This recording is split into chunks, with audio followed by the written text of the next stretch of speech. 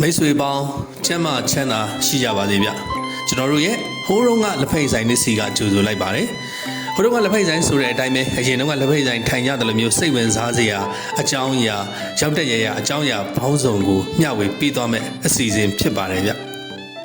ဒီနေ့ကတော့ပုံတလုတ်ကန်ရွှေဦးမင်ကူနဲ့ပင်ကူကြားကအဆက်ဆက်တွေပင်တရသမိုင်းနဲ့အဆက်ဆက်တွေကိုကျွန်တော်တို့ဒီနားထောင်ရတာကြည့်ရတာမပြင်းရလေအောင် AI creation လေးနဲ့တွဲပြီးတော့မျှဝေသွားမှာပါဒီနေရာကကျွန်တော်တို့အဲ့ဒီဖြစ်ရတွေဖြစ်ပွားခဲ့တဲ့နေရာဒေသတွေရွှေဦးမင်တောင်တန်းပေါ်ကရွှေဦးမင်ဖျား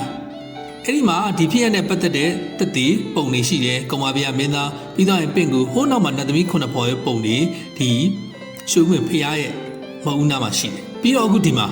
ဒါကပုံတလုံးကန်ကနေပြီးတော့အခုနရှိနေတဲ့ဒီရွှေဦးမင်ကူရှိနေတဲ့တောင်တန်းပေါ်ကိုလှမ်းမြင်ရတဲ့မြင်ကွင်းဒီနေရာတွေမှာဖြစ်ခဲ့တာဆိုတော့အခုဒီမြင်ကွင်းလေးတွေကိုအရင်မျှဝေတာပါ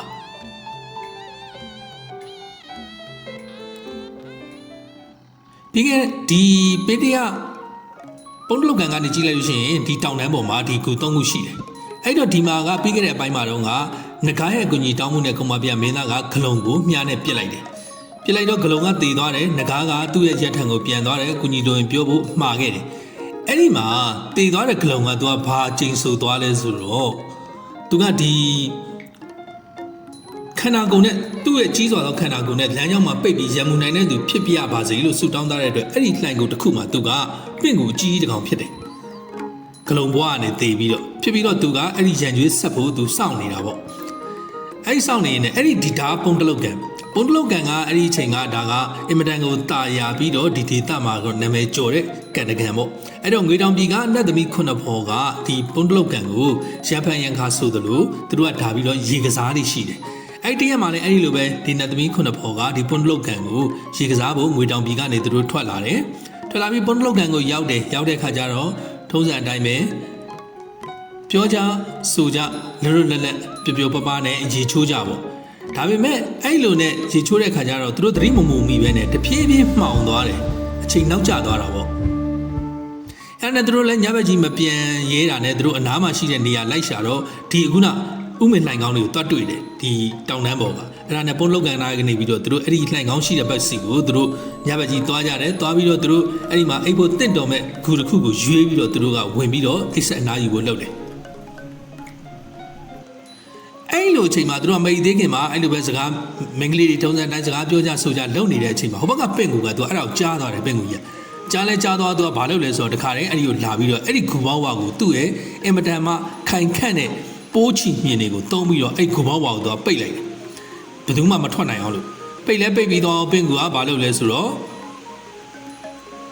တေးချာချာအထက်သူလုံးဝဒါမထွက်နိုင်အောင်သူပိတ်တာပေါ့ပိတ်ပြီးတော့သူ့ရဲ့သူနေတဲ့ဂူထဲမှာသူပြန်ပြီးတော့အိတ်နေတယ်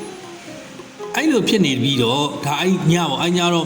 ဒီနောက်တစ်နေ့မနက်မိုးလင်းတဲ့အချိန်လဲကြာကောကုံမပြမင်းသားကပုံလုတ်ကန်ကိုရောက်လာတယ်ရောက်လာတဲ့အချိန်မှာပဲသူကအော်ဟစ်အကူကြီးတောင်းတဲ့အတန်ကြီးကြားတော့သူကအဲ့ဒါနဲ့တေချာလှမ်းကြည့်တော့မှဟိုးထိတ်မှာကြောက်ကူဘက်ကလာတာဆိုပြီးတော့သူကအဲ့ဒါနဲ့အဲ့ဒီဘက်ကိုသူကအဲ့ကြောက်ကူဘက်ကိုသူသွားဖို့လုပ်တယ်လောကြောက်ကူလဲရောက်ကောဘာသွားတွေ့လဲဆိုတော့နတ်သမီးခုနှစ်ဖော်သွားတွေ့တဲ့ခါကျတော့နတ်သမီးတွေကလည်းသူ့အကူကြီးတောင်းတာပေါ့သူတို့ဟွာလုပ်ပေးပါကယ်ပေးပါဒီပိုးကြီးမြင်တွေကိုဖယ်ပေးပါအဲ့လိုဆိုလို့ရှိရင်သူတို့လွတ်မြောက်လို့ရှိရင်သူတို့ရဲ့ညီမတော်အထွေးဆုံးရှင်မိရနဲ့ပေးစားပါမယ်ဆိုပြီးတော့အဲ့တော့ကုမပြမင်းသားလည်းစဉ်းစားတယ်အကယ်လို့ငါသူတို့ကိုအရင်ကယ်လို့ရှိရင်ငါ့ကိုနောက်ကနေပင့်ကူဝင်တိုက်ရင်ငါခံရမယ်အဲ့တော့ပင့်ကူကိုအရင်ရှင်းပြီးတော့မှသူတို့ကိုကယ်လို့ရှိရင်တော့ဒါသူတို့လည်းလွတ်မြောက်မယ်ငါလည်းအနေနဲ့ကင်းမယ်ဆိုပြီးတော့သူကဒါကိုတွေးမိတဲ့အခါကျတော့သူကဘာလုပ်လဲဆိုတော့ပင့်ကူရှာတယ်ပင့်ကူရှာတော့ပင့်ကူရှိတဲ့ဂူစီကိုရောက်သွားတဲ့အချိန်မှာသူ့ကိုပင့်ကူကသူ့ကိုတွေ့တာနဲ့တခါတည်းဟိုးရင်တော့လည်းအညိုးအရင်ဘွားတွေကအညိုးရှိတဲ့ခါကျတော့ကြောက်တုံးကြောက်ခဲနေ dresser ပစ်ခတ်တိုက်ခိုက်တယ်ပြီးတော့လို့ရှိရင်နားပြီးတာနဲ့နောက်တစ်ချိန်ပြစ်လိုက်အဲ့လိုမျိုးနဲ့တိုက်ခိုက်တယ်အဲ့ဒီခါကျတော့ကုမပြမင်းသားလဲကဲမဖြစ်တော့ဘူးဆိုပြီးတော့နောက်တစ်ချိန်ပြစ်တဲ့အချိန်မှာပဲသူကမြားကိုထုတ်ပြီးတော့အဲ့ဒီပင့်ကူကိုခါရဲသူ့လက်ထက်ကမြားနဲ့ပစ်ခတ်လိုက်တဲ့ခါကျတော့ပင့်ကူကိုထိပြီးတော့ပင့်ကူကတေသွားတယ်တေသွားတော့ထုံးစံတိုင်းပဲပင့်ကူကကြတော့မလုပ်ပြန်လဲဆိုတော့သူကကျိန်းဆိုပြန်နောက်ဘွားကျန်ဘလူးဘွားနဲ့မင်းသားသွားလီကနှိမ့်ဆက်နိုင်တဲ့သူဖြစ်ပါစေဆိုပြီးကျိန်းတယ်အဲ့ဒီအချိန်မှာမင်းသားကကြတော့သူကဘာလုပ်လဲဆိုတော့လက်ခမောင်းခတ်ပြီးတော့သူပင့်ကူကိုအနိုင်ရပြီပင့်ကူရပြီလို့သုံးချိန်တည်းနဲ့လက်ခမောင်းခတ်ကျုံးဝါခဲ့တာကနေပြီးတော့ပင့်ကူရကနေပင်တရမျိုးဖြစ်လာတယ်ဆိုတဲ့ယူဆတစ်ခုလည်းရှိပါတယ် အားနဲ့ပြီးလဲပြီးတော့မင်းသားကအဲ့ဒီခုနဂူကိုသွားပြီးတော့ဒီနတ်သမီးခုနှစ်ဖော်ရှိတဲ့ဂူဘဝကအိုးကြီးမြင်တွေကိုသူရှင်းလင်းပြီးတော့ဒီခုနနတ်သမီးခုနှစ်ဖော်ကိုကဲတင်ဖို့တော့သူစူးစမ်းတာပေါ့